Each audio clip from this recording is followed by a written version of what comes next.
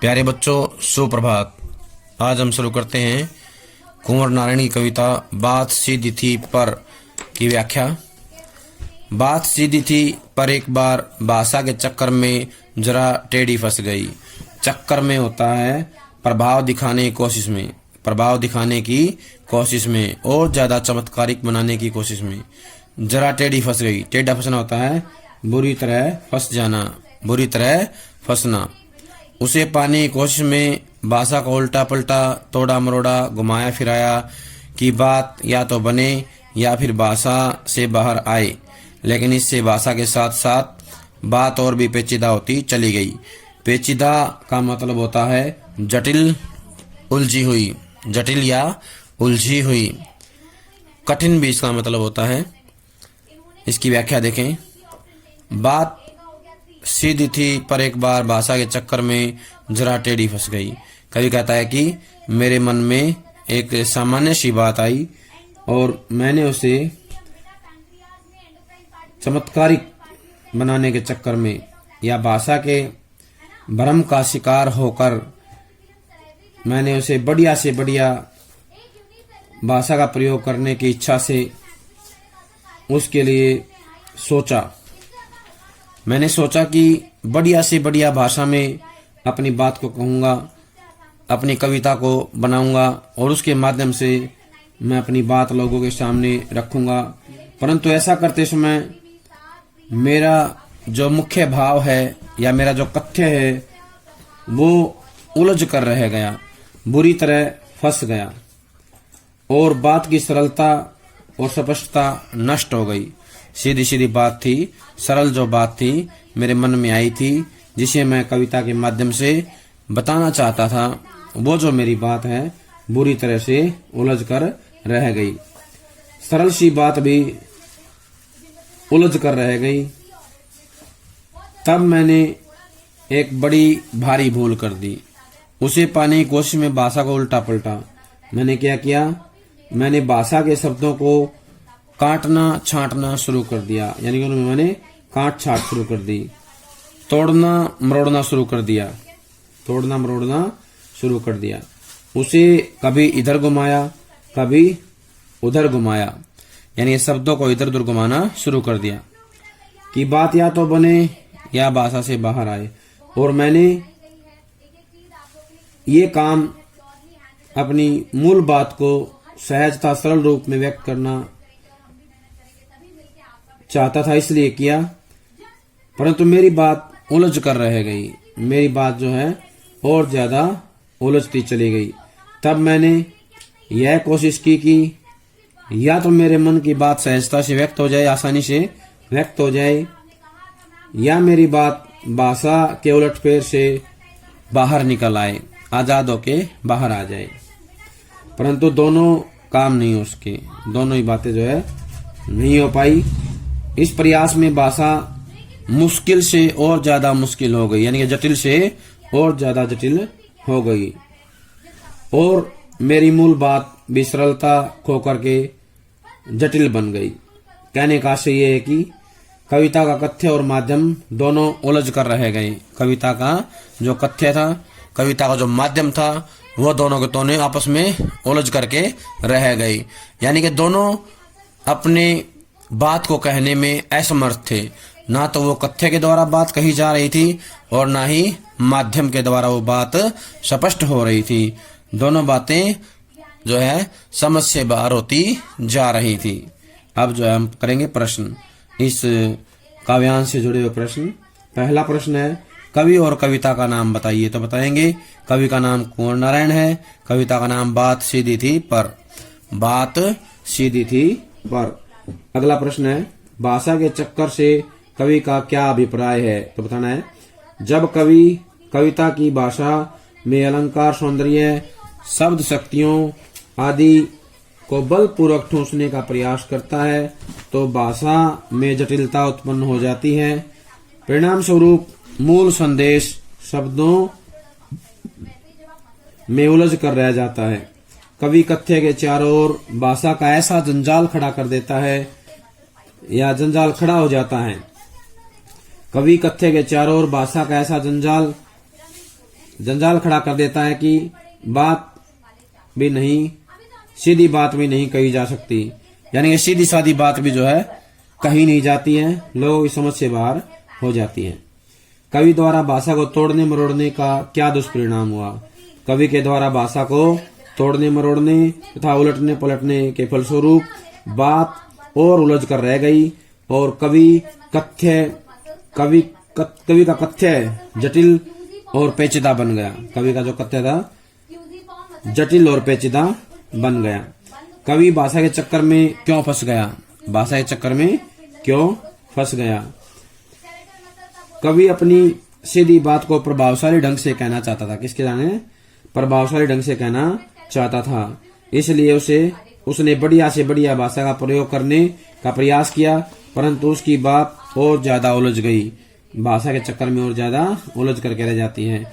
इस पद्यांश का संदेश क्या है? ये जो पद्यांश है इसका संदेश क्या है? इस पद्यांश या इस पद्य द्वारा कवि यह संदेश देना चाहता है कि कवि को जानबूझकर जटिल भाषा का प्रयोग नहीं करना चाहिए और उसे ज्यादा जटिल भी नहीं बनाना चाहिए, बल्कि सीधी बात सरल शब्दों में व्यक्त करनी चाहिए। भाषा की जटिलता कथ्य को उलझा कर रख देती है और कविता पाठक को आनंदानुभूति नहीं दे पाती, यानी पाठक को आनंद प्रदान नहीं कर पाती है। अगला प्रश्न है, कवि अपनी कविता के माध्यम से क्या बताना चाहता है? कवि क्या कहना चाहता है? तो इसका उत्तर आएगा, कवि ये बताना चाहता है कि हमें भाषा को सहूलियत के अनुसार इस्तेमाल करना चाहिए, सहूलियत के साथ इस्तेमाल करना चाहिए। अगला प्रश्न है, बात किसके चक्कर में कैसी फंस गई? तो बताना है, बात भाषा के चक्कर में जरा टेढ़ी फंस गई। बात भाषा के चक्कर में टेढ़ी फंस गई। यहाँ कवि किसको पाने की कोशिश करता है? तो बताना है, यहाँ कवि टेढ़ी फंसी हुई बात को पुनः पाने की कोशिश करता है। टेढ़ी फंसी हुई बात को पुनः पाने की कोशिश करता है। बात को प्राप्त करने के लिए कवि को क्या करना पड़ा? तो बताना है, बात को प्राप्त करने के लिए कवि ने भाषा को उल्टा पलटा, उसे तोड़ा मरोड़ा तथा अनेक तरह से घुमाया फिराया। अनेक तरह से घुमाया फिरा। भाषा को उल्टा पलटा, तोड़ा मरोड़ा और अनेक प्रकार से घुमाया फिराया, ये उन्होंने प्रयास किए। बात बाहर निकलने की अपेक्षा कैसी हो गई? बात बाहर निकलने की अपेक्षा और अधिक पेचीदा हो गई, जटिल से जटिलतर हो गई। क्या हो गई? जटिल से जटिलतर हो गई। भाषा जो है क्या हो गई? बाहर निकलने की अपेक्षा जटिल से जटिलतर हो गई, यानी और अधिक पेचीदा हो गई।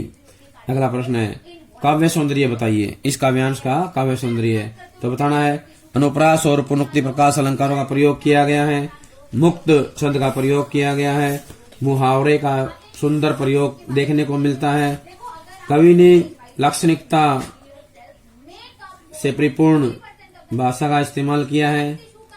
कवि का मानना है कि जब कोई रचनाकार अपनी बात को चमत्कार पूर्ण शब्दावली में या शब्दावली के माध्यम से व्यक्त करना चाहता है तो उसकी बात स्पष्ट होने के स्थान पर और अधिक उलझी हुई हो जाती है, यानी और ज्यादा उलझती चली जाती है। अब हम करेंगे अगला काव्यांश। सारी मुश्किल को धैर्य से समझे बिना मैं पेच को खोलने की बजाय उसे बेहतर कसता चला जा रहा था, क्योंकि इस कर्तव्य पर मुझे साफ सुनाई दे रही थी तमाशबीनों की शाबाशी और वाह वाह। अब हम इसकी करेंगे व्याख्या। उससे पहले कठिन शब्द करते हैं। सारी मुश्किल होता है सारी कठिनाई, मेरे सामने जो कठिनाई थी वो धैर्यपूर्वक होता शांति से, समझे बिना माने विचार किए बिना। मैं पेच को खोलने की बजाय उसे बेहतर कसता चला जा रहा था। पेच को खोलने की बजाय उसे बेहतर कसता चला जा रहा था। पेच होता है ऐसा कील जिसके बाहर भाग में पेच लगे होते हैं, चूड़ियां बनी होती हैं। पेच एक ऐसी कील होती है जिसके चारों तरफ चूड़ियां बनी होती हैं, वो होती है पेच। घुमाव या चक्कर, उलझन, वो होता है पेच। खोलने के मतलब खोलना उसे बेहतर कसता चला जा रहा था। खोलने की बजाय क्या है, मैं उसे कसता चला जा रहा था, यानी और ज्यादा जो है उसे कस रहा था। कर्तव्य होता कार्य, साफ सुनाई देना, सीधे सीधे सुनाई देना। तमाशबीन होता है तमाशा देखने वाले। शाबाशी होता है प्रशंसा, वाह वाह होता है वाह वाह बड़ाई। कवि कहता है कि मेरी सहज सरल बात भाषा के चक्कर में फंस गई। मेरी जो सरल बात थी, सीधी बात थी, सहज बात थी, वो क्या थी, भाषा के चक्कर में फंस गई थी। मैं सारी कठिनाई पर धैर्यपूर्वक विचार किए बिना, धैर्यपूर्वक सोचे बिना, मैं समस्या के कारण को जाने बिना उसे और जटिल बनाता चला जा रहा था, और जटिल बनाता चला जा रहा था। कहने का आशय है कि मैंने अपनी सरल सहज साधारण सी बात को भाषा के चक्कर में उलझा तो दिया ही था, इसके साथ साथ मैंने इस कठिनाई को धैर्यपूर्वक समझा नहीं, उस पर विचार नहीं किया, बल्कि मैं समस्या के कारण को समझे बिना उसे और ज्यादा जटिल जो है बना देता हूं। जिस प्रकार कोई भी कारीगर पेंच को खोलने की बजाय उसे बुरी तरह से कसता चला जाता है, उसी प्रकार मैं भी भाषा के साथ जबरदस्ती करने लगा और ज्यादा जो है बलपूर्वक प्रयोग करने लगा। मेरी इस बेवकूफी से क्या हुआ, मैंने उस बात को और ज्यादा उलझा दिया। क्योंकि मुझे अपने इस काम पर, कर्तव्य होता काम, साफ साफ सुनाई दे रही थी तमाशबीनों की शाबाशी और वाह वाह। क्योंकि मुझे अपने इस काम पर सीधे सीधे सुनाई दे रही थी तमाशा देखने वालों की शाबाशी, यानी कि प्रशंसा, तमाशा देखने वालों द्वारा की जाने वाली प्रशंसा और वाहवाही, उनके द्वारा की जाने वाली वाहवाही और प्रशंसा जो है मुझे सुनाई दे रही थी। इसका दुष्परिणाम ये हुआ कि कविता के भाव और भाषा दोनों जटिल बनते चले जा रहे थे। भाव और भाषा दोनों जटिल बनते जा रहे थे और कविता कथ्य उलझ कर रह गया था। कविता का जो कथ्य है वो उलझ कर रह गया था। कहने का आशय यह है कि मैंने अपनी बात के साथ इतने प्रयोग किए कि मेरी जो सामान्य सी बात थी, सरल सहज बात थी, और ज्यादा कठिन से कठिनतर होती चली गई। और मैंने ये सब काम इसलिए किया, बेवकूफी भरा काम इसलिए किया, क्योंकि मुझे इस पर जो है प्रशंसा सुनाई दे रही थी और लोगों द्वारा दी जाने वाली वाहवाही जो है सुनाई दे रही थी, जिसके चक्कर में पड़कर या जिससे प्रेरित होकर के मैंने अपनी कविता की भाषा और उसके भावों को उलझा दिया और अधिक जटिल बना दिया। कविता का जो कथ्य है वो उलझ कर रह गया।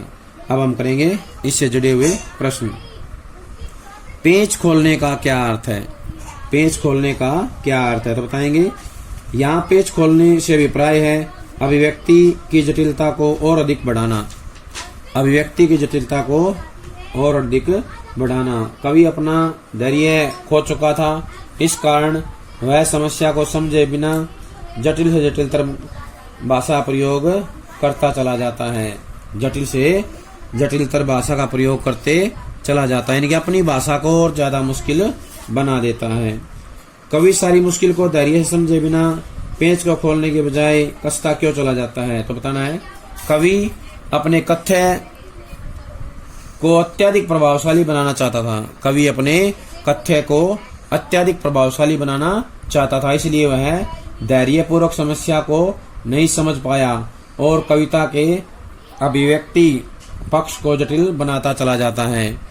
कविता के अभिव्यक्ति पक्ष को जटिल बनाता चला जाता है।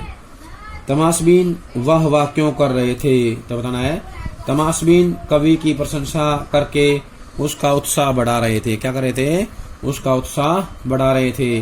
वे अभिव्यक्ति के सौंदर्य को जानते नहीं थे, वे तो केवल कवि की जटिल भाषा से प्रभावित होकर कवि की पीठ थपथपा रहे थे, कवि की पीठ थपथपा रहे थे। अगला प्रश्न है, कवि के कार्य को कर्तव्य क्यों कहा गया है? कवि के कार्य को कर्तव्य क्यों कहा गया है तो बताना है। कवि ने सोचे समझे बिना अपनी बात को उलझाने तथा जटिल बनाने का प्रयास किया। क्या किया? अपनी बात को उलझाने और जटिल बनाने का प्रयास किया, इसलिए कवि के कार्य को कर्तव्य कहा गया है। क्या कहा गया है? कर्तव्य कहा गया है। अगला प्रश्न है, इस पद्यांश का मुख्य भाव क्या है तो बताना है। इस पद्यांश के द्वारा कवि ये कहना चाहता है कि कवि को धैर्यपूर्वक सरल अभिव्यक्ति का ही प्रयोग करना चाहिए, सरल अभिव्यक्ति का ही प्रयोग करना चाहिए। सरल भाषा में कही गई बात श्रोता की समझ में शीघ्र आ जाती है और वह कवि की अभिव्यंजना शिल्प से प्रभावित भी होता है। कवि की अभिव्यंजना शिल्प शक्ति से भी प्रभावित होता है, परंतु जो कवि सोचे समझे बिना बात को उलझाकर जटिल बना देते हैं, सोचे समझे बिना बात को उलझाकर जटिल बना देते हैं, उनकी कविता वांछित प्रभाव नहीं कर पाती। उनकी जो कविता है वांछित प्रभाव नहीं कर पाती है। इसलिए कवि कहता है कि हमें सरल भाषा का प्रयोग करना चाहिए। एक और प्रश्न है,